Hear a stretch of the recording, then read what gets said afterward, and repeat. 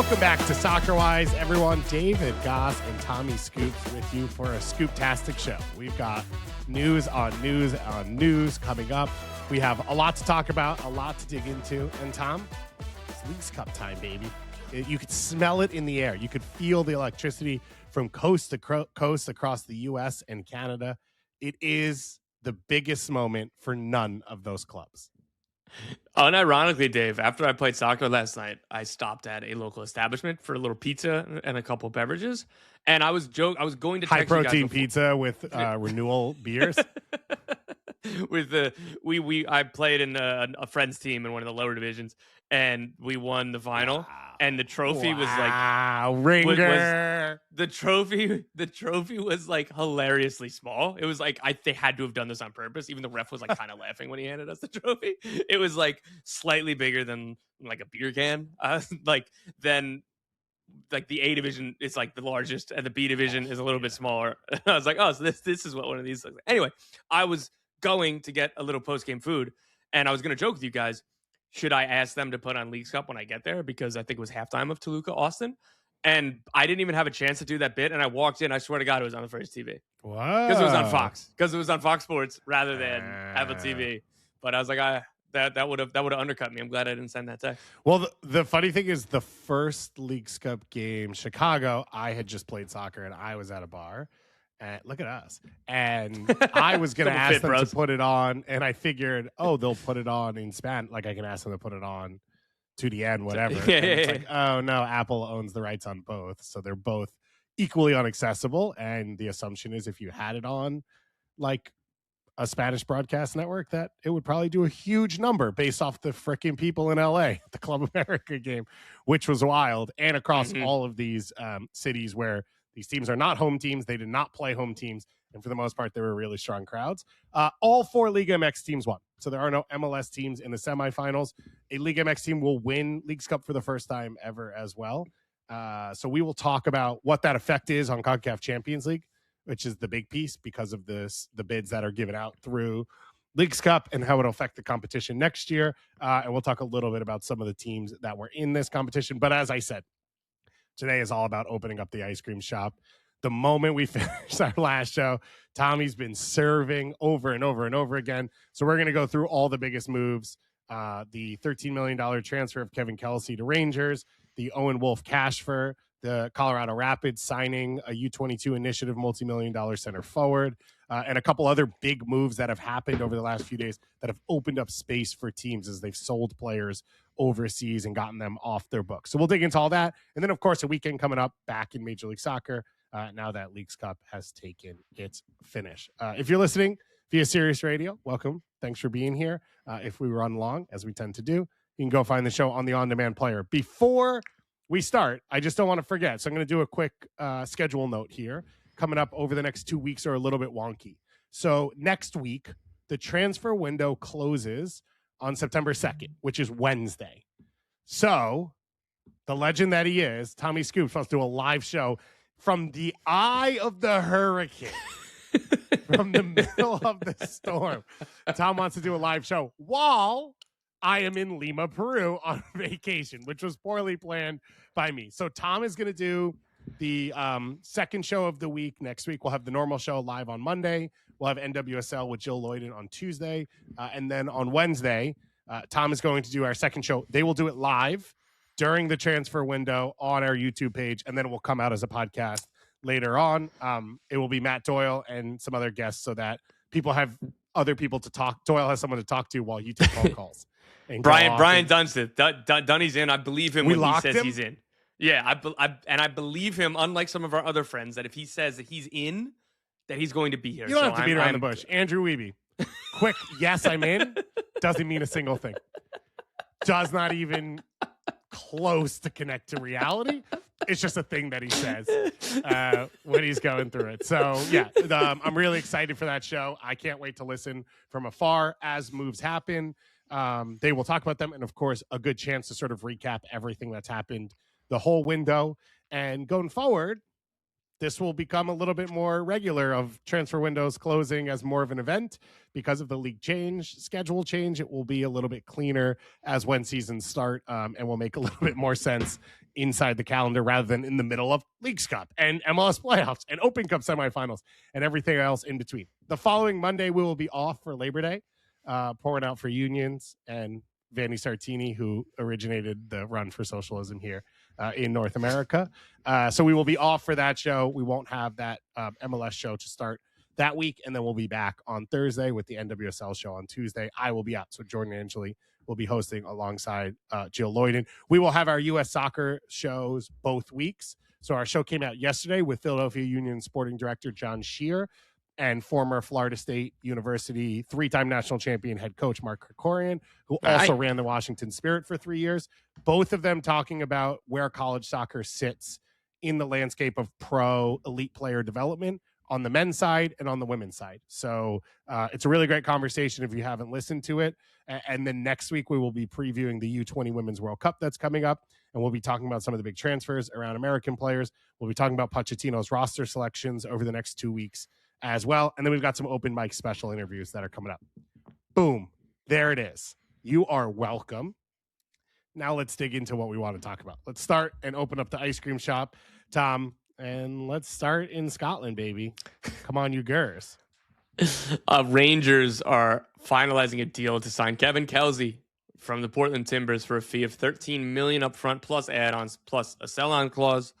Rangers bid earlier in the window around $10 million, and they kept going up to a point where Portland weren't looking to lose Kevin Kelsy. I can tell you, new head coach Marty Cifuentes definitely wasn't looking for this move to happen.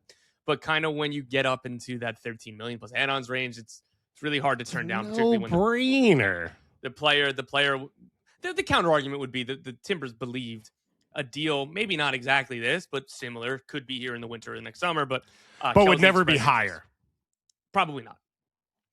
That's fair. But they've had the development of him, and they've gotten this really good run of form from Kevin Kelsy. So I understand why fans might not be thrilled. Yeah, for sure. Think the sophisticated ones, they understand like the predicament or the situation. But it's like, oh man, like we've been watching him for a year and a half.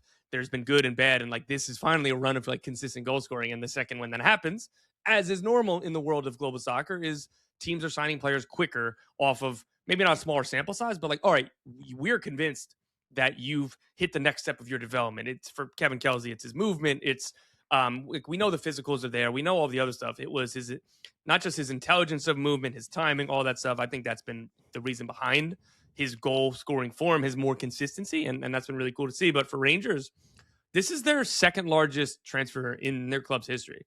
And the last one was the one that's a club record was in 2000. Yeah. Like this is basically a new club record for this team. Though I will say, spending more than $13 million in the year 2000, that's probably like $100 million adjusted for inflation in today's soccer. So maybe it's not really that close, but it just goes to show that I was surprised that it was Rangers and the money that was going, because I thought this kind of fee was what it might take to get Kevin Kelsy out. And we just haven't seen this from Rangers or Celtic in that kind of range. So I think this is going to be good, and it's very interesting. It's a complete curveball, as you said, that this level of number is there for a Rangers team. That it's not like they're like, oh, we qualified for Champions League group stage, so now we're going to make this move. Right. Which I think that's like one of the huge things that surprises you. But as I said, I said this on the last time that this came up, like I would have taken 10 million when that was the number that we were hearing. So I'm not the biggest Kevin Kelsy fan. I get that. He scores goals. I think there's limitations. Here's my one big complaint I think I can understand, especially from Portland fans. Because he's not a DP, you get $13 million, which is more than Evander cost. Yep. But you can't sign an Evander-style player because you don't have the DP opening. And I can understand the frustration there of like, great, you've gotten a huge number. It can affect us positively down the road, but not specifically in a replacement. Yeah, so I want to put one more bow on Kelsy before focusing on the Timbers. What I will say for Rangers, while this is a lot of money and there might be risk in that, Kevin Kelsy, his physicals, that if he just plays like he's playing for Portland for Rangers, they'll sell him for 20 million to Yeah. the next Ipswich Town, Hull City, or Sunderland. If Middlesbrough gets promoted next year and Kevin Kelsy scores 20 goals in Scotland, they can sell him for a profit. So it could go wrong, of course, like any other transfer. But like, I think that he's going to have the baseline where he can bully the bad teams and he'll score several goals. But like, I think now shown enough off-ball excellence or improvements that he'll be good against Celtic. But like, he's going to score goals against St. Mirren, whether he's good or bad against Celtic. And if he does enough if he plays like he's playing now in Scotland, they will sell him for more as soon as 12 to 18 months. I feel bad for the kid that he's played. I think this will be a sixth club because he played at 2 South American clubs before he went to Europe, before he went to Cincy, and then to Portland. On the Portland side of things, it's a good point that you bring up. And if we want to go even deeper into the minutia, stupid U22 initiative rules mean if you spend more than $5 million on a player, which Portland did, it was just under 6, so a really good discretionary development and good value. They can't convert any of this to GAM. If they traded cash trade for $9 million, if they did a cash trade for $6 million to Seattle, like the Danjovic deal, they could have converted all of that to GAM. I don't understand. Like I like that the cash for you're able to. I don't know why there's stupid restrictions on the DP and U22 initiative because this is a success story. There is no mitigating factors. They spent a lot of money on him, but they're making double. He scored goals. He was a fun player for this team for 18 months. This is all good. And they're not able to convert any of this again, which would be helpful. To your point. Can I just say in that? Yeah. This is complete speculation. It's got to be a way. Someone in a room must have said, well, what if CFG or Red Bull Global buys and sells players into and out of for inflated numbers, and then it comes into allocation money. Like it's almost a way of isolating that potential, which is if you sell Santi Rodriguez to another CFG team for $12 million, they can convert $6 million into GAM. It affects the parity inside the league more than if it's just moving money for themselves and then you can go out and spend that money again. I got to think that was part of it, which is all part of the issues of Major League Soccer in trying to create fake parity. But the other side of that is, while we're usually annoyed at all of the rules in the regulations or up to MLS's discretion, that could solve all of that. Like if it's so clearly like money laundering, not allocation if money it's laundering. Tyler Adams for a fake number to a fake Red Bull club, you could change it if you wanted to. Yeah. Right. But even then, it was like if they didn't sell him to Leipzig, they would have sold him for more to somewhere else. So but all that is to say is, so they can't. They could sign a DP because they have 2, I believe. But I'm told that the plan is to stay the 2-4-2 roster building model. They have 2 open U22 slots right now. Mm-hmm. They're very active in bringing in at least 1 over the next week. Yeah. They're going to need to do some other stuff around the roster. Sucks that Brandon Bai tore his ACL. So they're going to need a right back because Mosquera is already on the season-ending injured list. But so those are some smaller things that they'll need to do. But a U22 attacker, I don't know. In a perfect world, it's somebody who could play wide and through the center because they signed Vincent Janssen and they really like Gage Guerra. Like they believe that he'll be a good backup forward. That if he has to play several games, if Janssen is either suspended for a red card or they have to rotate, like they're good with him playing. So it's not like they necessarily like need a center forward for the rest of the season. So the U22 attacker could be a winger or it could be a center forward, but that's what I'd expect for them.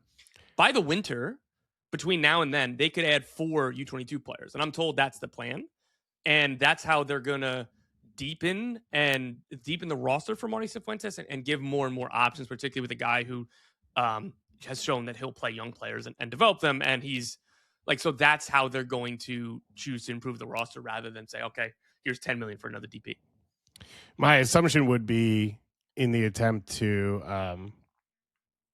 sign U22 initiative players, if they want to be competitive this year, the one thing we've seen is the further away from 22 you get, the more competitive you are. So if you go for the 22-year-old 21 in 11 months and 28 days, it ends up being a bigger hit. And because you have the 13 million that you just brought in, which you can choose to spend, on transfer fee, whatever, as your own club, like outside of it. My guess would be one of at least the 2 players, if they bring 2 in, would be in that sort of category. If they want to fill in the center forward position short term, I think Danny Musovski has to be on the market because they brought in Joveljic and Dayro is the guy you'd keep of the two.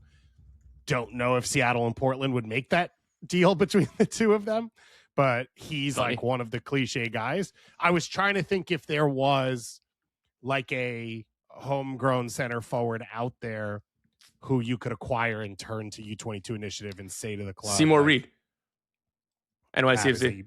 That would be a big gamble. I agree. Yeah. I was thinking but more that was the first name that came to mind of like a young forward that maybe isn't having like there's not a lot that get playing time, which is part of the problem. I guess Darren Yappy would be one of them, but he already got the contract in Colorado, and Colorado just signed another center forward, so he probably won't play a ton of minutes at that position, which I think is his best position. Overall, I think you just couldn't walk away from this if you're Portland. Yeah. You are 9th in the West right now. You are tied for 10th. Like, Kevin Kelsey's been scoring goals, and you are still not a great team. You can't turn down $13 million in a market like Portland and walk away from this. And I assume there's some level of sell-on as well, which could trigger. In the deal, yeah. So then, as you said, this was the thing that the frame of reference I was going to take. Rangers doesn't have a ton of frame of reference for this move because, as we said, it's a record bring in, and they haven't sold that big. Celtics, the other one. So Arnie Engels went for $25 million. But Daizan Maeda, who's much older, but is a productive center forward who played at the World Cup, was a little over $10 million that they sold to Ipswich this year. And then the reference point I was going to make is Haitham Hassan, who scored the insane goal against Argentina for Egypt and was playing in La Liga and is one of the best dribblers in Europe. He was brought in for less than $10 million by Celtic this season. So this is a huge move for Rangers, and it continues an exodus to Scotland of, American-based players, which if they've got money, might as well sell it. Who cares? And for the most part, they've performed when they've gotten there. Let's move to Owen Wolff here, one that we put up a short video talking a little bit about, Tom, and the move has gone through for, I think, a big move for both clubs involved. Sporting Kansas City acquired Owen Wolff from Austin FC on a cash for $4.5 million up front plus another $3.1 in add-ons. It is the biggest U22 Initiative cash for in the brief history of the deal. I believe that there's been 23 cash fors at the moment. Wow. Owen Wolff for $4.5 million. He would be, I think, him alone is like top 5 in this regard. So. It's a very interesting move to me, Gass, because they have a lot of money to spend, right? And they're going to spend it on Andre Luis. They're going to spend it on other DPs. We'll talk more about Kansas City. I'm sure that they'll keep going on U22s. Discretionary money is not the problem. With the U22 Initiative in particular, but obviously with DPs, like any other signing from abroad, there is some level of risk. You don't know if the player is totally going to hit or not, or hit the way you want to, fit into the league, whatever. Well, Owen Wolff, 21 years old, or maybe 22 now, he's got like 150 appearances in MLS already. He had a breakout 2025 season where we already knew he was good, but he's Austin's best midfielder, and it is not particularly close, like him and Daddy Pereira, but like in the moving forward, it's like if the ball isn't at either one of their feet, tell Ousmane Bukhari to go sit on the bench. Like don't look at him. Nice. Watch the game yesterday. Watch the League Skip game. Yeah, there's no creativity through midfield. So Owen spending $4.5 million up front on Owen Wolff is about as high floor as you can get. There's injuries for every player. He's missed most of the year with recovering from hernia surgery. Hopefully he can be all 100% fit, because when he is, take away the age, take away whatever else, he's one of the best number 8s or 8.5s in the league. And I think that this is just such a good way to spend money if you're a team that is completely rebuilding on a versatile player, a player that fits the game model that they want to play, and he's good in this league. With U22 Initiatives, that is not guaranteed. So I really like this for Kansas City's perspective, as they have a ton of unknowns, a ton of them. Well, one known is Owen Wolff when he's on the field. He's good, and he's good in this league. And I can't think of a better way to use a U22 Initiative slot, honestly. I've got a rant about Austin.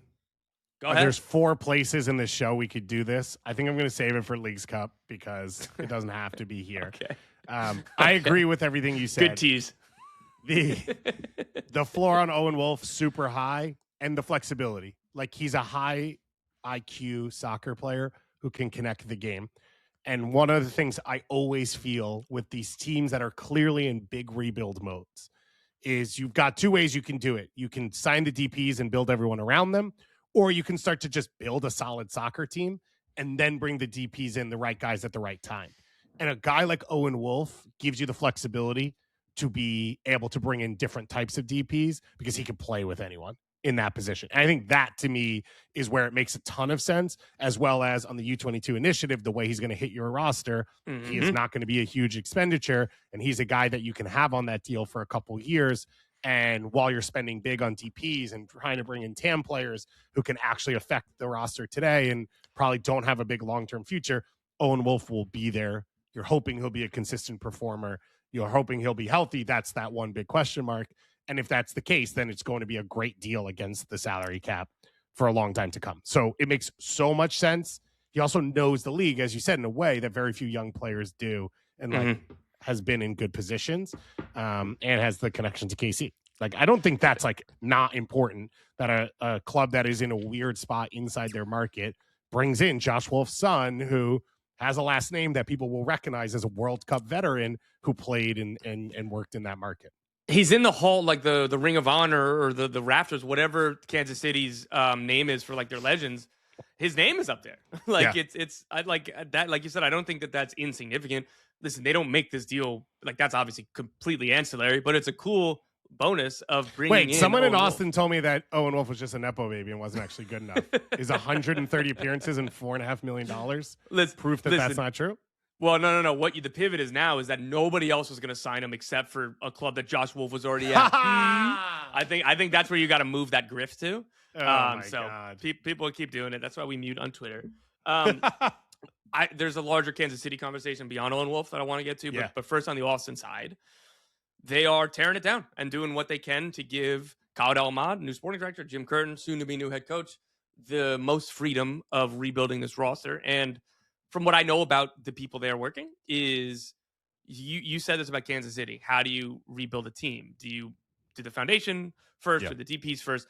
They want to do foundation first. They already have the DPs, right? And that doesn't mean that they won't try to move Uzuni out and sign a new one, but they care more about the foundation. And I would have thought Owen Wolff and Danny Pereira were the foundational pieces, but they just got $6.5 million. What was it? $2 million in GAM for Danny Pereira, which is 2.7, I think. Was Danny it? Pereira? Or maybe 2.1. A combined $6.5 or $7 million for these two players. So you can't say that they didn't get enough value for these two, though. You could argue maybe you keep one. Regardless, this is clearing the decks for a new front office and a new coaching staff, which the coaching staff is somebody we've said, and everybody listening to the show knows how positively we feel about Jim Curtin and the job that he can do with this team. Khalid El-Ahmad took over as CSO of Austin officially this week. This was not his deal. That's not to say that he disagreed with it or anything. I'm just saying factually, this deal has been in the works for a while. I thought people can maybe deduce based on what we were wearing in that video that went up on social. I thought this deal was coming sooner than it did. So this was before I broke the news that Khalid El-Ahmad was coming. Do not open this can of worms of investigating our attire on videos. You didn't even ask me to change. So I want and so again never changed, Tom. I want to be clear that and maybe Khalid El-Ahmad thinks this. I don't know, but it's not as if he came in and was like, Owen Wolff, Jesus Christ, out. Somebody get Kansas City on the phone. We want to make this deal now. This has been long in the works, and now Khalid El-Ahmad is leading the sporting structure in the last week of the window. But I imagine it's going to be more about let's create flexibility than anything else. And the other one, so we don't go further, we'll talk about Austin later. But Jayden Nelson is going has signed for Bolton in around $1.1 million plus another million or so. Which is a great deal. It's a fantastic deal. Davey Arnaud said a couple of weeks ago, I didn't play him because he wasn't mentally ready when he was on the bench. And it's okay, so he then started him last week. Yeah, so it's chaos. Surprised it's not that too. But he and CJ Fodry were the starters on the left side, and they're both gone now. Dude, I was going before the Austin played last night. I was going through our depth charts, which again you can get into the Discord and you can get access to our Soccerwise MLS depth charts for all the teams if you sign up through the Patreon. But I was tinkering around in the depth charts. And I was like, I feel like I have a decent. And I was like, let me just go double check what their last games were. And I was like, all right, that doesn't look like the right team, but all right, they probably rotated. And then I went back and I was like, that Fodry and Jaden Nelson. And then I went back to the game before that. I was like, that's the both of them again. And I was like, I don't know what to put for the 11 right now. It feels like we might have hit our first ever tanking MLS team, and I don't know the value of it, but it feels like an NBA team. Well, where it's like, I mean, listen, we're talking about the two teams in this transaction. Sporting Kansas City had 13 senior players going in opening day. Fair, but that was them trying to build something. This is the cliche, which is, what assets do we have so that we can generate future assets from it? Like, Owen Wolff and Danny Pereira are the two guys that got traded, because when you go out into the MLS market and say, we need allocation money to rebuild our team, what will you give us? The first two players everyone else are going to bring up is Danny Pereira and Owen Wolff, because they're the two best players and best contracts on this team.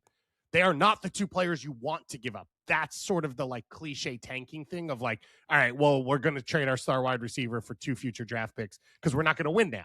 So we need the future asset. That's what this feels like, because, you know, they would like to give up Uzuni. They would like to give up 80% of the center backs they've ever signed. They would like to give up like all of the veteran players that aren't going to be a part of the future build, maybe even Facundo Torres. No one wants any of that. So this is what you get. We talked about that a little bit with Kansas City with Dan Jovic of like, yeah, it's a big surprise, but like, let's be real here. You're not getting GAM for anybody else on the team. Yeah.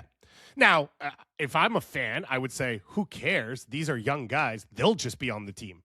Like, we're again, like the Dejan Jovic thing. How much money does it cost to go out and get the next Danny Pereira and the next Owen Wolff? I think that's a completely fair question. Yeah. The change with this one is Jim Curtin has a very clear style of play and will probably want other players to build that around.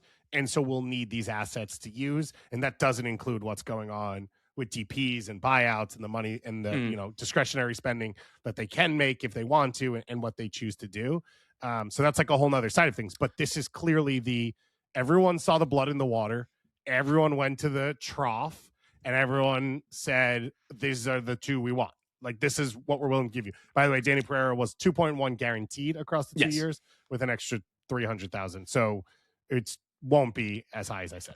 A few notes. If there's blood in the water in your trough, contact the doctor. And I went to the menu. So I did three separate things that make no sense together. Dude, you're going to WFAN tomorrow. We got chum in the water for sharks. Trough is pure farm, which, by the way, I got second place at Bar Trivia on Tuesday. We've never gotten above fifth. It is so hard.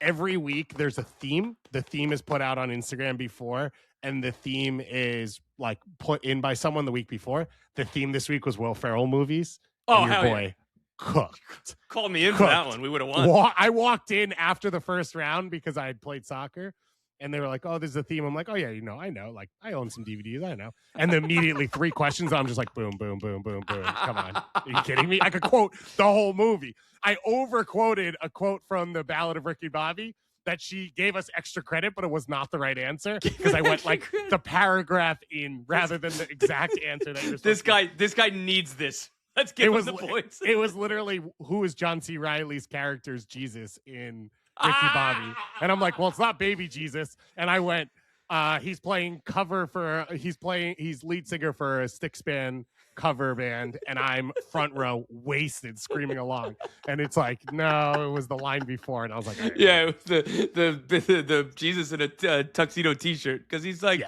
he's serious, but he likes to party. He likes to party too. Yeah, I'm here to have a good time. One more on Austin with Owen Wolff. He asked for the move, contract negotiations and let's just say interpersonal relationships with everybody with Rodolfo Borrell was terrible. You look at, there's nobody left in the front office for a new regime to fire because they all left because of Rodolfo Borrell. Contract negotiations with Owen Wolff and Owen Wolff's camp was very, very bad, to the point I was shocked that a deal got signed. So there's still lingering effects, even though it's a new regime and Borrell got fired whenever he did.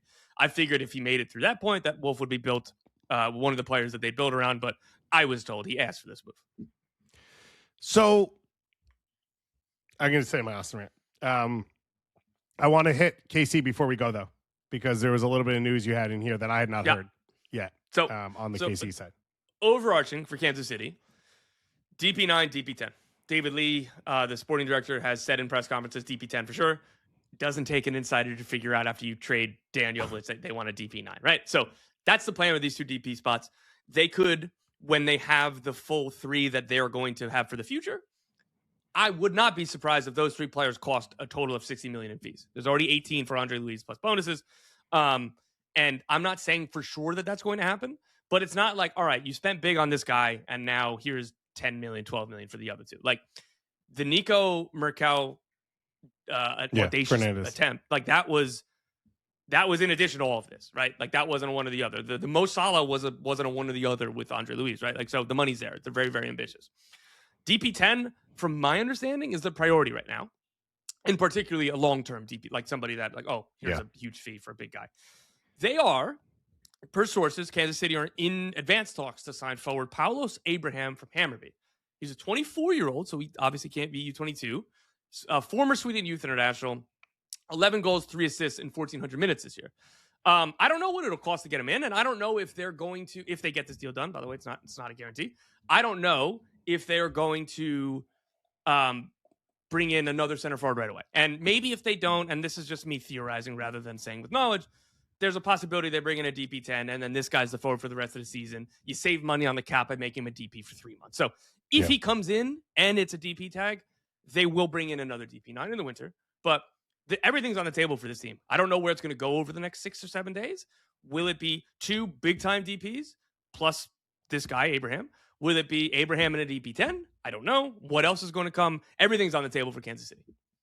And for everyone to understand, so if you left Abraham as a DP this year, the TAM you would have needed to use to buy him down to get him to the proper threshold as a TAM player, you save that. And if you don't use it as discretionary TAM, which I would hope SKC is smart enough not to, you could roll that over. So you probably could save roughly $1 million in allocation money that you have for next year.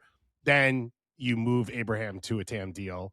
And at that point, you open up the DP spot, but you've still saved the money from this season, which a lost season. So you could understand for SKC the thinking here, which is DP10 at this number. You probably want to make that move in this window, not a January window, because January window numbers are inflated. There's less flexibility. So you're in the market now for that guy.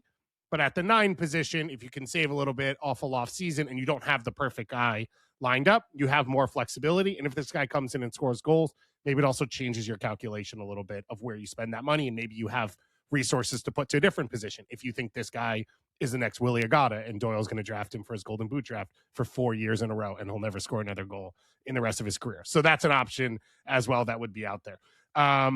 Speaking of in these numbers, this kind of takes us into the Rapids news that you broke, because the Rapids signed a U22 Initiative center forward who scored 11 goals and had 3 assists in 2,200 minutes across all comps last year. So not far off the Abraham production, although in a worse league in Israel. And it sounds like he's going to be a U22 Initiative center forward for the Rapids. Yes. Abu Farki yesterday was traveling to Colorado to put the finishing touches, complete the deal to come to the Colorado Rapids. The fee is $6 million to Maccabi Tel Aviv. It's a 20-year-old with 10 goals, 3 assists in 2,200 minutes. He's got, I think, 5 across all competitions in the early stage of this season. That's Champions League qualification. That's league play. A U22 Initiative forward. $6 million. That's a serious fee. People I speak to, not just like around the deal, right? Because obviously those people are biased. They wouldn't sign the guy for $6 million, and the player wouldn't come here if there wasn't a lot of excitement. I talked to a scout in Europe who was like, I'm shocked that he's coming to MLS. I thought for sure it would be to the championship or Spain or whatever, right? This is a guy who's well known in Europe, and a $6 million fee, it makes it's an investment of some of the Lucas Harrington money and just from ownership. And it's one that's not the easiest to turn around and definitely get a profit from. But like they believe really, really heavily in this kid. Like any other U22 Initiative signing, give him time. And I think we'll see the best of him in 2027 and 2026. And this gives you insurance for Hafa Navahu. I don't know if he'll leave over the next week. And I'm surprised he's still here in a pleasant way. I thought for sure the winter or like July 1st. Like this time last summer, it was, we're happy that if we can keep him through the season. So it's almost like they're on borrowed time with Hafa Navahu. But, they'd love to keep him, right? If he signs a new contract, that would be plan A. But teams are realistic. Teams, you have to succession plan. It's even better if Hafa Navahu stays until the winter and Abu Farki has a little bit less pressure on him and he could play behind Navahu, maybe sometimes with him. But rather than, okay, like you and Darren Yappy are our center forwards, if Hafa Navahu goes or whatever the machinations is, if they were to do other signings, I really like this deal. And just from people I've spoke to, and this is not the only thing the Rapids are working on. They're still working on DP wingers. And the hope is that it's Abu Farki plus a DP winger. He's big. Like he has a large frame. He's like 6 foot roughly. And he just turned 20. He made his international debut at 19 years old. So to your point about the expectations, like when you put this out and I started looking at his name, he was in message boards and rumors around other teams in Europe. And I think that was the assumption, was where he would go. So it feels like a pretty good coup for Colorado to come in and get him. And then, as we said, with Owen Wolff, U22 Initiative hits the cap at a really friendly number. So you've got this guy who you could potentially even re-sign him in a year or two on another U22 Initiative deal. Funny. If necessary. Or you sell him, and the hope would be at a minimum you break even on the sale in the future. If not, it goes up. I mean, look at Kevin Kelsy. Like, if he scores... A very similar fee. Yeah, if he scores 15 goals in 2 years, there's a chance that you could sell him for double the price or anything more. And it gives you, as you said, that flexibility to have with Hafa Navahu to not be able to sort of like negotiate from a bad spot or try and get the things to fall in place if that's what ends up happening. And from the highlights I've seen and whatnot, can go out from the center forward position, create a little bit, attack guys 1v1 as well, besides being a pretty big finisher in the middle. So similar production to what we're talking about with Abraham. Not a bad deal for the Rapids to make at this point, but it feels like a transfer window in flux still with the Colorado Rapids of like how it will all fit under Matt Wells and where they're looking to go. But a big move for them. Speaking of new contracts, let's hit Mr. Julian Hall. Yeah, the Red Bull New York has signed Julian Hall to a new contract, a U22 deal, a long-term deal. This is huge for New York because his current deal, or previous deal now, was set to expire next December. That's like Hall obviously wanted to say, but like you can't demand a big fee right now if he can leave in a year, basically after the transfer window closes. So this is huge news. I know that they've been trying for a long time to get a deal done for Julian Hall. They use the U22 Initiative slot, which look at what the Red Bulls have done with U22 Initiative slots. It's better to just promote Julian Hall and maybe Audrey Mehmeti one day. But regardless, this is a complete home run for them. He's been their starting center forward. I think he's still the leading goal scorer. And probably, again, fans shouldn't care as much about this, but importantly, this strengthens their negotiating position when he leaves, because he will leave. Yeah. Atletico Madrid, Red Bull Leipzig. If you were talking to those clubs right now, the fees are significantly lower than what they should be because of his contract situation, and they got that solved. Yeah, this is the thing we keep saying, which is when young players sign new contracts with Major League Soccer teams, that doesn't mean they're staying for that contract. It means the MLS team has said, let's give you a raise. You've earned it. You deserve it. And then we can work together to find the right next move. And we saw it, James Sands signed a contract and then went on loan like the next day. Or multiple times. Yeah. So and this is just the reality. And this is how a lot of clubs work. And then for the player, the assumption is if they get sold, they also get a new contract at that point as well. Because for the most part, players, the expectation is when you move clubs, you're going to get a new deal. So for Julian Hall, it's a raise now to stay in a place he feels good, to keep scoring goals, to continue to push that transfer fee up, as well as maybe to continue to sort of find the exact right move that makes the most sense for him. And then for the Red Bulls, they couldn't afford to lose him. I don't know what Choupo-Moting's life is like. Like, we haven't brought him up as a player that other teams in MLS would come and try and get. There's not really a team that's so desperate at the center forward position. Maybe it's the Portland Timbers, although they couldn't cover the DP part of it, that it's like, oh, you got to go out and get this guy. But like, he's just there. He's played over the last few weeks, but he is not a full-time starter. He has like no avenue to being a full-time starter. And the Red Bulls are clawing at the bottom of the playoffs right now. But Julian Hall is the reason for a lot of the quality that they have, along with Mehmeti and some of the other pieces. The assumption as well is maybe you get 1 year to build it around these guys. Like next year that'd be is nice. the year.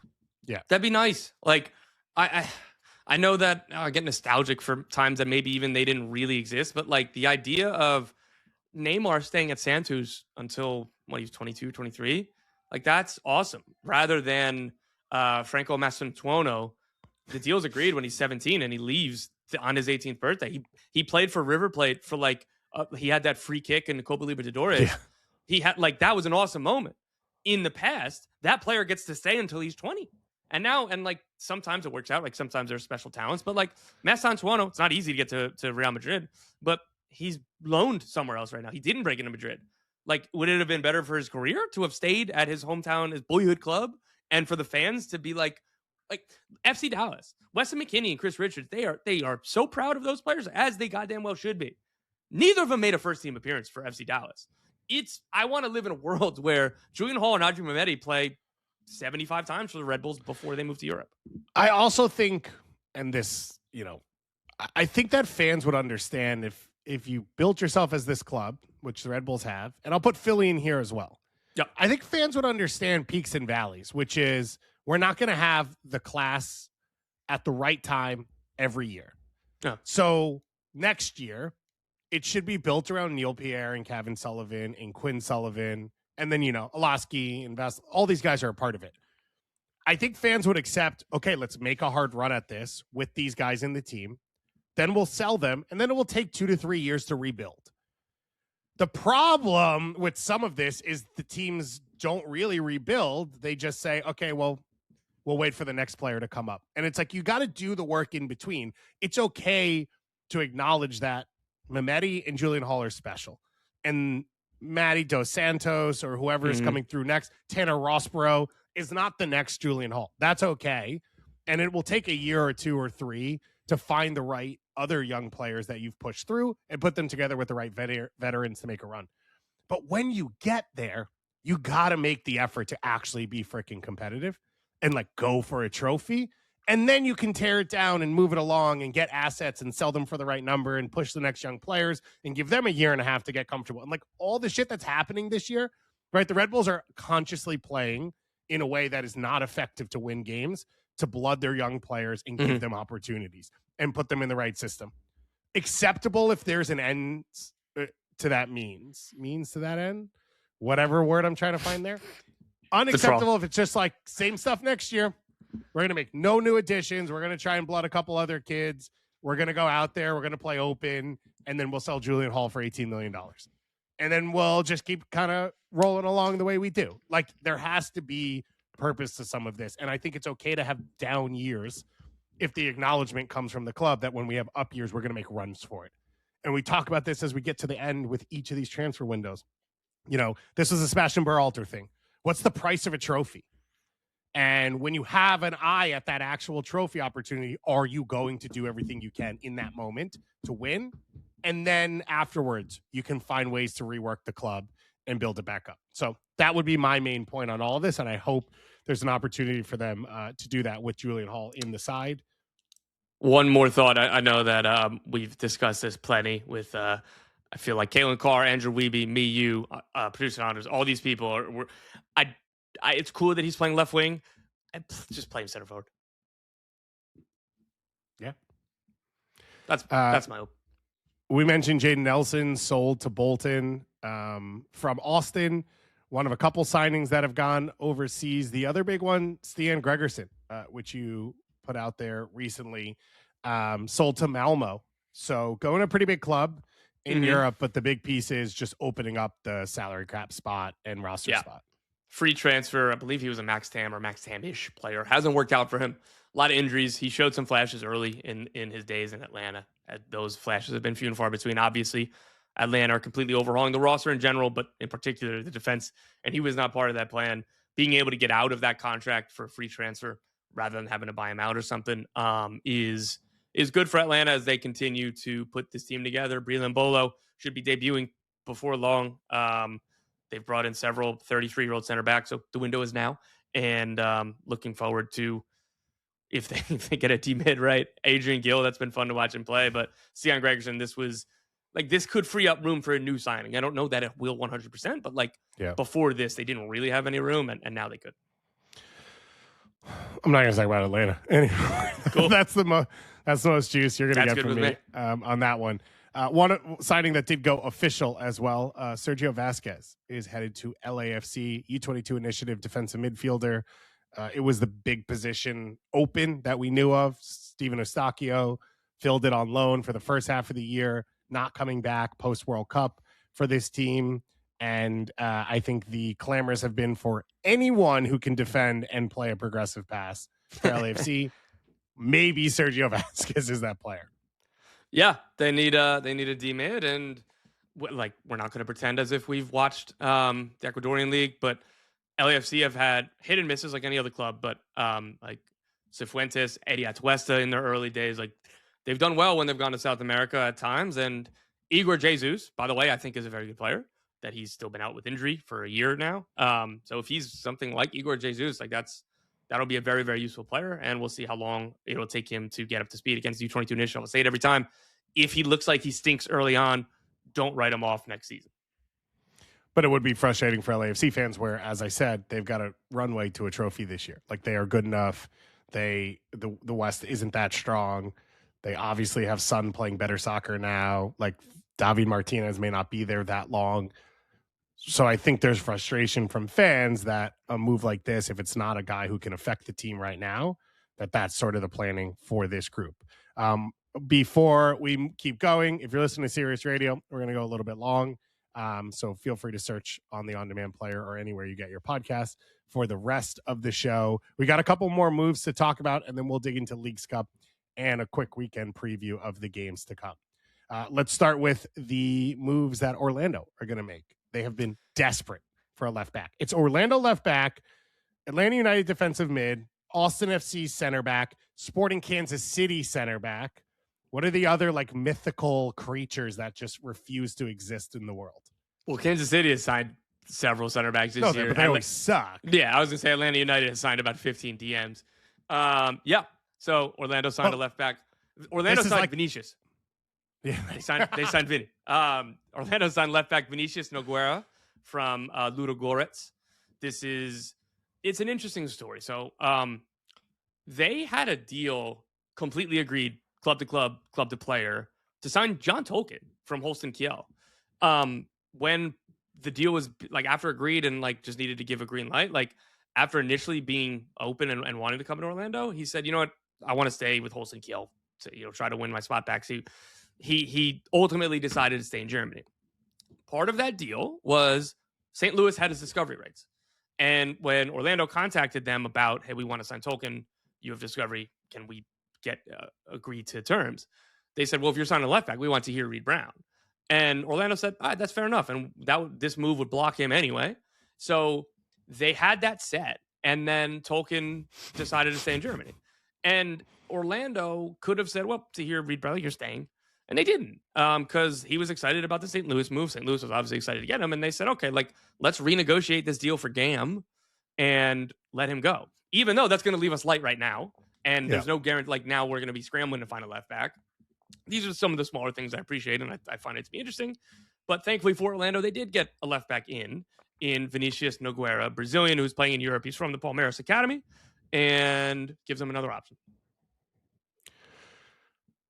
That is interesting stuff. Tolkien would have been, I mean, he's a good fit for most MLS teams. Mm-hmm. He's a high chance creating fullback who, for the most part, is pretty good defensively, especially front footed when he presses. So you could picture a guy like that whose service is really accurate from every part of the field. Like Tolkien's really good at deep crosses because he's just a clean passer. Yep. With Griezmann and Justin Ellis and whoever else you have, the way Tyrese Spicer plays sort of as a winger and comes off that wing and can dunk on people. And now obviously Daryl Deacon. So you could understand the move there and sort of the want to do it. And both the guys who have played left back for Orlando over the last few weeks have been Swiss cheese. So the necessity to make a signing at that position makes a lot of sense for Orlando. I don't know anything about Vinicius. You weren't locked in on Ludogorets last season? Well, here's what you're going to get from me, though. Vincent Nogueira, Philadelphia Union legend, one of my favorite players in MLS history, deep lying playmaker. He was in the Harris Medunjanin, Vincent Nogueira, Tranquilo Barnetta world of the Philadelphia Union when they went full pressing and started to actually win things. I am going to call this guy Vincent Nogueira for like a year by accident, so I'll apologize right now up front to both him, the Nogueira family. Turns out Vincent Nogueira, coach of Strasbourg's women's team in France, which fascinating thing that busy guy. Didn't expect to see. And John Tolkien, by the way, is playing again for Holstein Kiel. So I assume part of the decision making was he was told he would get opportunities and get minutes. He started the last game for this team. Obviously, the season just kicking off, but started the cup game, got 82 minutes against 1860 München. Up the 60s. Up the 60s, baby. Anything else you want to hit before I go weirdly into random European moves? No, because you were dangerously close to getting a Football Manager 1860 München ran for me, but I'll leave it. Nathan Saliba transferred to Villarreal, the third Canadian on this team. So I'm calling them Villarreal, because there's nothing else really in that name to sneak a Canada in and out. I guess it could be Villa Anida Real, but I like Villarreal. That really rolls off the tongue there. Yeah. All of it's pretty smooth and pretty comfortable. Tejan the Villarreal Hoosiers. Yeah, and Daniel O'Shea already there. And listen, I'm just a huge Nathan Saliba fan. I was beating the drum for him to be a starter for Canada basically the entire last year when other guys have been hurt. I don't think he's a game breaker like an Ismael Kone is, even Eustachio's passing, but I don't think he'll ever lose you a game. I think he's consistent. I think he's a really clean player in midfield. Another great production from Montreal. I hope there's some buy on or sell on there that happened for them, but this is like the team to watch if you're a Canada fan now. And then the other thing I was going to throw in there is Sam Adeniran scored a bunch of goals against Celtics, so LASK knocked them out of Champions League. And I find it funny that moment occurs. And the reaction to that is, oh, why didn't Philly play him more? Why didn't Philly sign him? Why didn't St. Louis keep him? And like that he's a dominant player. And the reaction is not, maybe the level isn't very different between MLS and like the edge of Champions League. Like if Sam Adeniran is scoring 2 35-yard bangers against Celtic and Austin Trusty's the best player on Celtic, I'm going to go out on a limb and assume Celtic is not that much of a higher level. And I would say the same about LASK in the Austrian league. And I think we've seen it from players like Brendan Aronson that have gone to RB Salzburg and the productions they've had. So that's my reaction to some of this is like the gap's not that big. We're seeing it in the championship now with Middlesbrough, MLS FC, and all these teams. So that's the only thing I would throw out there on that side. Leagues Cup. There will be 9 Liga MX teams now in the CONCACAF Champions League next year. MLS, baby, you are the author of your own demise. You created a fake competition that guaranteed 3 spots in CCL coming out of it, and you lost all of them. So 4 losses for MLS teams against Liga MX sides, all happening in the U.S., 3 of them at neutral sites that the Liga MX team was hosting in, the other one in Bridgeview between Monterrey and Chicago. So there are 27 teams that qualify for CCL. So a third of them will be Liga MX teams now. Last year, Seattle and the Galaxy both had Leagues Cup qualifying spots.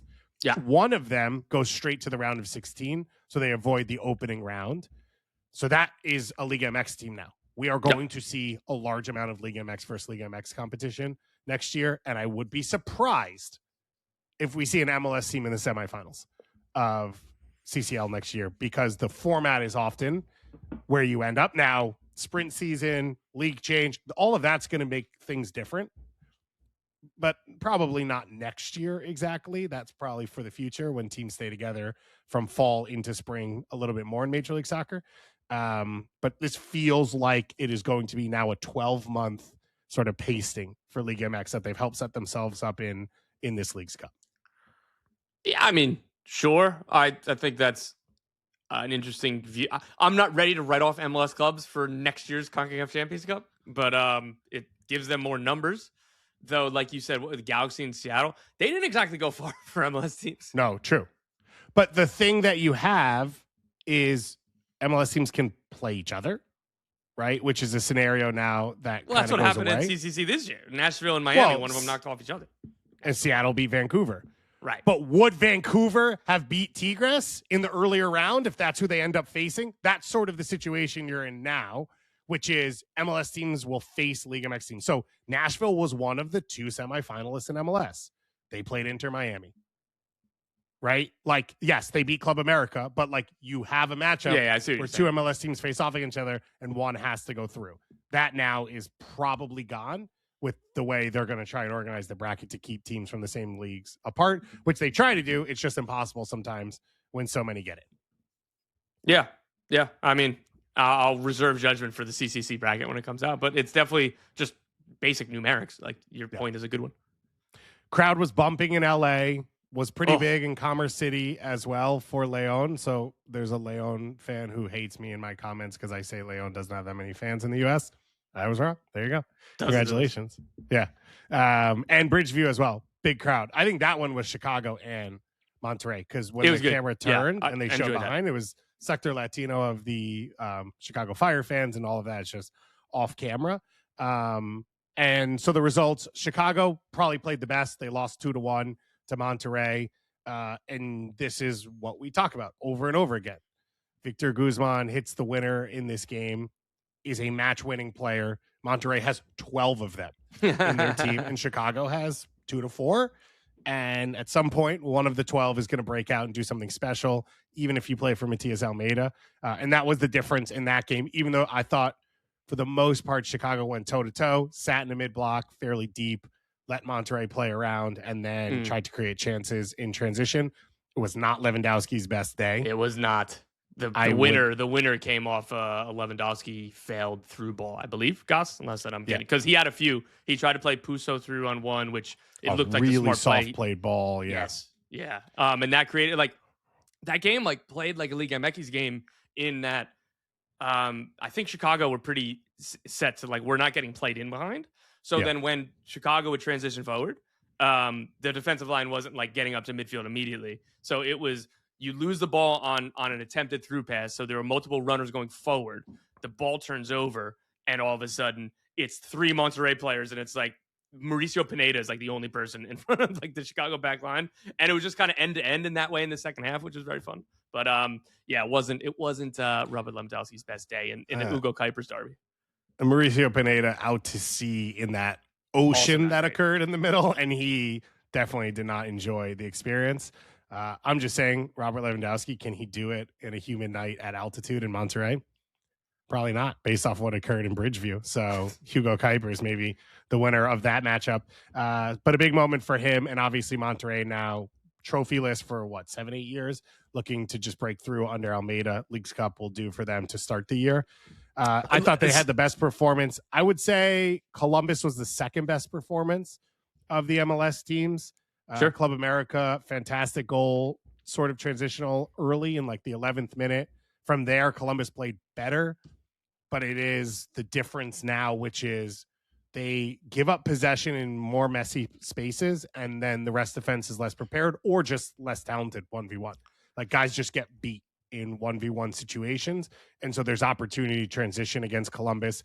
That was the case on the Brian Rodriguez goal. But Columbus went down 1-0 in a completely hostile environment. Flags were awesome in this one at Dignity Health, and they end up getting a penalty kick, and Bryce Mendez has his shot saved. And that was really the moment of the game, even though I had already blue-skied it out after the first goal, that it was over. I called it. They ended up playing better soccer from that moment on. Joseph Martinez, who got the start, put through on a 1v1 chance that he put wide right before the penalty kick occurred. And that's sort of the whole thing he's there for. It's kind of been part of his problem is he's no longer as physically dominant, so he doesn't create as many chances for himself. If he's not perfectly efficient, there is not a lot he brings to the game. And so he has to put away chances like that, obviously, early on in his time. And then I would say RSL. Do you want to talk? I would a quick note on Columbus that just look at the 11 and how many of these guys do you think in their planning right now, opening day 2027 starters? Mendez, for sure. Schulte, Zawadzki. I think that's it, man. You don't think that Taha Bruin's like a locked-in starter? I'll give you that. And whether he's always starting or not, he's going to play a lot of minutes. I'll give you that. And Steven Moreira would be the other one. He hasn't. No. I have not heard of contract talks. His contract is up. If I'm reading between the lines, I'm assuming that he's leaving in this winter. I know that other MLS team wants him. Again, that could change. Maybe I don't know the contract talks, but like it is. I would assume he's leaving more than staying. Obviously, Brooks Lennon is a squad player if he's here next year. Chambo, he's fine, right? Like I don't. They need to upgrade there. So it's Bryce Mendez and it's Zawadzki, Schulte, and then I'll give you Taha. So like that's 3.5 to 4. Yeah. And Eric potentially potentially Santi Rodriguez. Feel for my guy Tarun Karamanchi. Rooting for him. He elbowed Henry Martin in the face for no reason. A lot of good vibes. Not a ton on the ball that felt as good in this game. And yeah, I think that's a fair point that there's not a ton of this Columbus team that's going to be around, which is why I would like to see Owen Prestis and Chase Adams just get freaking minutes. Yeah. What are you learning about Joseph Martinez? That he's 1,000 years old? Like that's the learning lesson. Gonzalo Tapia doesn't do it for you? Dylan Champost? Oh, God. I'd rather eat marbles than have to watch him play again. Get out of here already. Like, so much of this is painful to watch. And yet, I think there's still, like, hope and promise. Obviously, making this run was part of it, but now they've dropped in league play. It's 4 straight losses across all competitions with this one. RSL, I thought they were okay between conceding the first and second goals in this game while losing 3-0. I thought they played some bright soccer. Hang the banner. They at least peppered the goal, but there's like no attack right now outside of Sergi Solans. Olatunji is completely out of sorts. He doesn't finish chances you create for him. He doesn't create chances. Gulavogi is not a final third player. No. He is connector, pass before the pass. He can play you through. I feel like I texted someone this. I feel like he's one of those kids who grew up who didn't have a goal and like never learned how to shoot. And it's like he could place a pass perfectly, but he can't shoot. Yeah, exactly. Wasn't that Dembele in Tottenham? He was like, "Oh yeah, I don't score goals because I grew up playing on a hockey goal, so I just don't know how to shoot like from distance at all or finish." And then without Gozo, you just lose that whole balance to the field and like his ability to create down one wing or be the second post finisher. And Diego Luna hasn't been great, so there's just not a lot of spark in the midfield, and Spearings went off hurt like 30 minutes into this game. Not that he's been phenomenal. Yeah, he's been good. So sorry, the Diego Luna screenshot of him sitting on the sideline looking, just questioning life decisions, that made me sad. And then we have Austin FC, who went to Red Bull Arena to play Toluca. Obviously. Lost 2-0.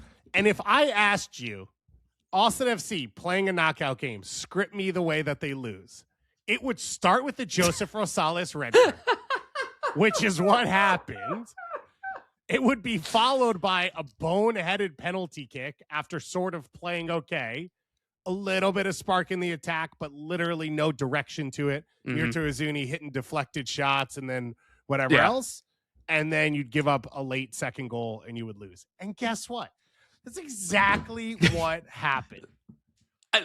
I don't want to keep the bar that low, but at halftime at 0-0, that's when my friends and I, who somebody was genuinely locked in on leagues, he texted me about like where are these games. Like I was like getting follow-up questions. I was like, all right, cool. Like let me help this marinate. And then he goes, oh, where's the game tonight? And I was like, I actually don't remember. It's somewhere in America that isn't Austin. And he was like, why? And I was like, it's inconsequential for you to know. And at 0-0 with the red card, I looked at him and I said, Toluca 5-0, like 4-0. Like if you gave me the line Toluca -3.5, I'd put my freaking mortgage on Toluca. So Austin holding on at 1-0 for most of the game, raised the banner, but like not bad. Svatak arguing the penalty kick. It's like it wouldn't be a penalty kick the first 5 seconds, the second 5 seconds, or the third 5 seconds. But if you hold a guy's jersey while he runs down the field, at some point it's a foul. Then Austin thought they had a PK, which, okay, somewhat reasonable. And Ilie Sanchez was like, I'm done with this. Yep. So Davy Arnaud's off the bench. Ilie Sanchez, who had been subbed out off the bench, he gets red carded. He tosses the penny. He goes. Davey Arnaud post game was like, we had this inspirational moment at halftime. The energy was great of like, we're gonna like make history tonight. We're gonna win down a man. It's gonna be motivational. And he was like, we didn't, but the energy was great. Like it felt like we were going to, and it's like not exactly what you want to hear. Here's my rant. Austin FC are the weirdest team in Major League Soccer. There are parts of Austin FC that are MLS 1.0. There are parts of Austin FC that are MLS 3.0, and there are parts of Austin that are MLS 6.0. They are the weirdest team in the league. Obviously, hiring Claudio Reyna was the biggest mistake you could make. Your CSO clearly wasn't the one running things day to day at NYCFC, and then went and fought the U.S. men's national team coach on behalf of his son and had to be let go. So that's like original sin stuff. And a quick interjection as you're rolling. That was known around the league. Academy coaches at NYCFC got yelled at by Claudio, despite Gio Reyna. He was their best player. Like, and Claudio was still mad about it. Like that was not a secret. And one of the reports came out that he was like calling U.S. Soccer, saying that the referees weren't good enough in Claudio's youth games, like when he was in the DA. And potentially saying stuff about female referees and whether they should or shouldn't be in there. So that was all one thing. Then that gets replaced. And you end up on Rodolfo Borrell, who I think we have come around to was not the right choice at that position. Okay, fine. It happens.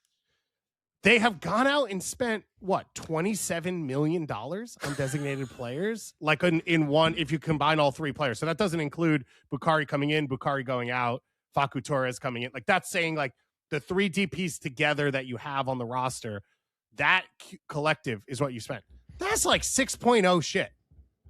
Like outside of Atlanta, Columbus a little bit, like LAFC doesn't really spend those numbers. That is like wild stuff. And the part that's hard and confusing under all of it is clearly their scouting's outdated. Clearly their player identification and like pathway is outdated. Because half the players who come in make no sense in the team, and no one until Irvin Torres has come up through the academy in freaking West Texas, where Ricardo Pepi was playing on a youth team in El Paso with Santiago Munoz, and like it's the best soccer hotbed maybe in the country. All of this sits on top of the fact that they have a spaceship of a stadium that is packed every single week with fans who give a shit and have some of the best coverage and like engagement in the entire league. I don't think there's a team that's weirder. Like, there are 1.0 teams who are like, we're still a 1.0 team. There are 6.0 teams who maybe suck, like Atlanta. There's like, but they kind of all sit in their space. I don't think there's a team that's as bizarre to put your finger on as this Austin FC team. You talk about the DPs, their last four. So Bukhari, Vasquez, Uzuni, Torres. $42 million in fees. That's nuts. So the you could compete at the bottom of the Premier League with that freaking transfer outlay. That's like insane. If that was they should have signed Nicky Jackson. It's $80 million.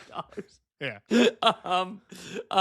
Like that is serious financial ambition. And two of those, it's like, all right, Bukhari kind of like stunk. Okay, Brandon Vasquez is proven in MLS, and so is Facundo Torres. Like, there was like clearly an overpay on Uzuni, but like they even diversified the profile. It wasn't just we're going to go to South America and trust an intermediary to buy us 4 players or right. Like they tried different things. Yeah. But like you talk about Claudio Reyna and dude, it was worse with Rodolfo Borrell. Sure. Worse, man. Like like we were joking. Like, I mean, the Joseph Rosales move is wild.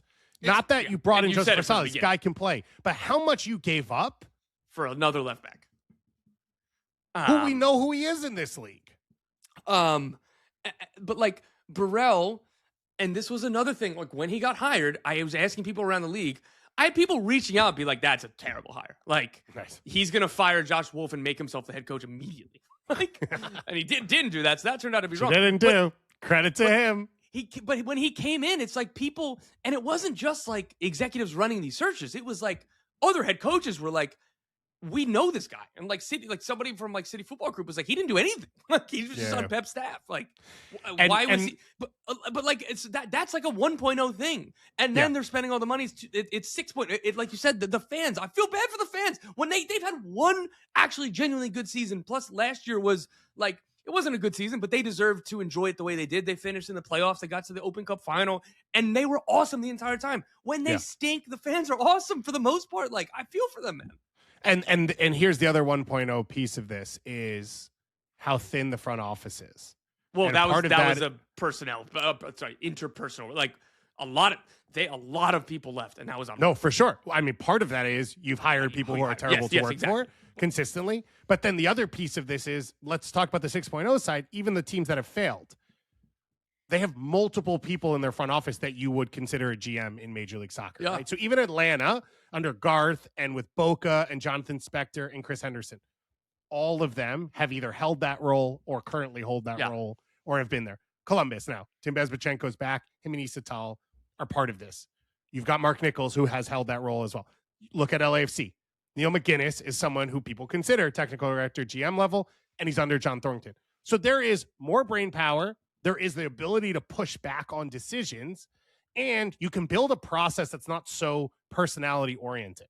And that's like the whole point of these sporting front offices is coaching is going to be personality based. The interaction levels, the social experience around players, it's going to be that. You need someone who has a guidance of a club that is less connected to wins and losses to keep things on the tracks. That's what John Thornton does, right? So no matter what's happening, whether Trundle is staying or going, whether the pressure is on or not, Thornton has built a process, and that's what LAFC follows, and it helps them avoid peaks and valleys as like things happen. Austin FC has none of those guardrails. They've built none of that, and yet they're spending $42 million on players. Yeah. Spend $105,000 a year on 3 salaries in the front office. Save yourself $22 million. Like, that's the option that exists. And you're not. Bryce Mendes is coming from the same country as Mirto Uzuni at what? The same price? Less. Like, not crazy. It wasn't close. I think it was like $8 million versus 12.5. Like, so boom. Get yourself 3 employees who will work full time in that front office, and you've saved yourself $4 million. And I want to be clear here about like what they're doing. So part of the reason, and I said on the last show of Khaled El-Ahmad, and like it sounds like just like LinkedIn speak, but they truly somebody who can lead a technical staff, like and be collaborative. Which Jim Curtin doesn't want to be a CSO, but like any other coach that is, every coach wants to have say in the player person, of course, for sure. But like somebody like Jim Curtin deserves to have his voice matter a lot in these discussions. They've already got forget the title that I said, but Dean Costello, somebody who worked with Jim Curtin. He's already working there. That is probably a number 2, or like I think that they're going to hire more people around. So I think it'll be Khaled El-Ahmad. Obviously, Jim Curtin's going to have a lot of power and a lot of say, but then it'll be like 4 other people or 3 other people, whatever the number ends up being. So like they have learned from this, and I want to be clear that is the path that they're on. We've talked about it enough about, I think, the world of the Jim Curtin hire. Khaled El-Ahmad, it's somebody whose profile has been in this league, and the idea is hopefully if he has more money to spend, there will be more bigger signings. But Minnesota have been good under him. They haven't been this year, but like in general, right? Like, so they're learning from this, and we'll see kind of where it goes. But at least this is not them just doing the same crap, and like.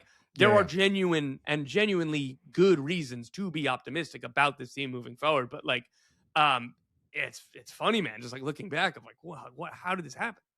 And Austin fans don't need us to tell them because they're living it. But I like the part I come away with. So SKC, they have not modernized, right? They got left behind because they were an MLS 2.0 team or 3.0 team who was successful there, didn't grow. Now they have to do that. But I think if you ask the Club America player last week at the Leagues Cup game when they played in Austin, I think they would be like, oh, this is a big club, right? I think that's the feeling when you're in the building and when you experience Austin FC, when you're coming out of the locker room, when you're in that stadium, the branding that they have, the energy in the building, the relevance in the market, you land, you're around the city, you're seeing their logo. I think that would probably be the feeling for a player like at Club America and be like, oh, this is a big team. And then at the same time, as we're saying, like there are times where there's been like 1.5 people in the front office running moves. And that is like a bizarre break. Okay. That was the whole thing on Austin FC. We could talk about them again if we want to coming up. You didn't underpromise, by the way. You didn't overpromise. Sorry, that was well done. On the weekend, I just wanted to point out some games I think to make sure to watch out for. It starts on Saturday at 4:30 p.m. Eastern time, so one early game, and that should be a good one. It's Seattle against Chicago. It should be Jovelic's debut. This was the advantage of signing Dejan Joveljic and not going outside the league. He's fully fit. He's ready to play. He's here. He's got his visa. He's been in training, and he should be a shot in the arm for a Seattle team against a Chicago squad coming off a midweek game where there'll be some questions of rotation, where you put guys. They obviously put a decent chunk of energy into the Leagues Cup because of the way they played in the group stage. So it could be an opportunity for Seattle to get out of this, 8-game winless streak and try and get their first victory. It would be a really nice way for Joveljic to start. And then you go into Saturday night, the two games I highlighted, Nashville-Cincy. Both teams play insane stoppage time games now. Nashville are obviously the most fun team to watch. Cincy always insanity at the last 5 minutes. So if Nashville is going to pull the 2 goals in 3 minutes to close out games thing that they did to Columbus last weekend, then this is going to be a watch till the 98th minute type game. And obviously Nashville continuing to push the Shield. And then Houston-San Jose. Edouard Louvin went official this week. Again, like Joveljic, he's inside the country. He's got his visa. He knows the league. He's fit. He didn't play last week because the move was coming. So he should be ready to go against a Houston team that's been one of the 2 hottest teams in Major League Soccer over the last few weeks. So this could be, Tom, a pretty good spot for San Jose if Louvin can fit in to kind of find their feet again, because I think this is a good matchup for them. Houston could play through them, but if Houston makes mistakes, if San Jose are direct, there should be openings. My thing is that Houston is really well structured at the moment, and they've gotten kind of more, maybe not more primarily, but in the past they've been, we want to play possession and beat you down like that. They've scored a lot more goals in transition, and they've made use of the qualities of their attackers really well. So my worry is still, until San Jose proves that they can lose the ball without being completely stretched and 1 or 2 passes just kills you, I'm just assuming and Houston, I think, are set up well for that. If San Jose plays like they did earlier in the season, this would be a great game. But we haven't seen that for a while. It's still there. I think they weren't as good as they were over the first 10 games of the year when they had 9 wins. They're not as bad as they are over the last 10 games where they're wins. Yeah, what I would say is for San Jose, if you look at this group right now, you should be able to get Timo Werner, whether it's in the left channel or just 1v1 at the left back position at a Nolly or whoever's playing there. Last game, they played Jack McGlynn as quote-unquote a winger, so it was 4 center mids. Yeah. If that's the case, then there's space for Jamar Ricketts to take in the left channel as well. I think for San Jose, as everyone's learned them, it's okay, we're going to take away these options. I don't think Houston's capable of taking it away. If Houston's great, then they can kill San Jose, as you said, with what they do well. And yes, the Guilherme Bogusz addition has been, if we sit in with numbers, we can still create chances because we can just play them quick into transition. But even in doing that, I think Houston will struggle to keep San Jose off the board because I still don't trust their ability to defend 1v1 that much. So that's the big ones on Saturday to look out for. Sunday, 1 game, 7 p.m. But it's a fun one. St. Louis against Dallas. I think Dallas was one of the darlings the first half of the year. Two games Sunday. There's 2 games? Columbus, New England. Oh, baby. My bad. Is that at Gillette Stadium? No, Scott's Miracle Grow Field. I don't remember if there's a .com. It's a Miracle Grow game. I didn't realize they were doing day games there. So there are 2 games on Sunday. I think it Columbus, just got moved, to be fair. Maybe because of Leagues Cup. Who knows? And then St. Louis, Dallas was the other one, which I was going to actually highlight to say St. Louis have been hottest team. Dallas kind of were the first half of the season. Dallas have been one of the best road teams. They're incapable of winning at home. So big opportunity here maybe for Dallas to sort of slow St. Louis as they've passed them in the standings, which they currently sit on 33 points, tied for 5th and 6th, along with San Jose, who are on 33 points as well, all the same amount of games played. So 4 through 6, exactly the same in the Western Conference. Probably a 6-pointer for these 2 teams who are going to be jostling all the way to the end. And Petar Musa is a name that we've brought up with St. Louis, but I would be surprised if they had that type of money. Hugo Kuiper's money is different than Godfather Petar Musa. I mean, listen, if Atlanta didn't do it, if Kansas City didn't cost do it. this much and Simon Betcher cost this much, then Musa cost this much. So Kevin Kelsy and Musa. Yeah, you better back up the Brinks for that one. All right. This was fun. We'll be back on Monday with the recap show live on the YouTube page if I can figure out how to work technology, but I'm pretty sure I will be able to. And we also have an open mic episode coming out on Friday. So it'll be with Angie Long, owner of the KC Current, and Ryan Dell's general manager of the KC Current. The KC, they built the first ever women's soccer specific stadium. They have a 2-team. They're the only team in NWSL that funds a 2-team as well as an academy system around Kansas City. Awesome. They also opened an academy, which will lead into a first team in Brazil over the next 2 years. And they bought a Danish team that has qualified for the league phase of the Champions League. So they are spreading a global network. They wanted to come on and talk about it a little bit.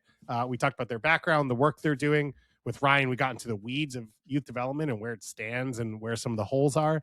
And with Angie, we talked a little bit about finding that European club and the process and how it all works together. So I think people will really enjoy that one. If you haven't listened to Danny Sartini yet, go do that. And then we'll be back next week. So thank you, Tom, for being here, hanging out with you. Big shout out to all of you listening. We'll talk to you again very, very soon.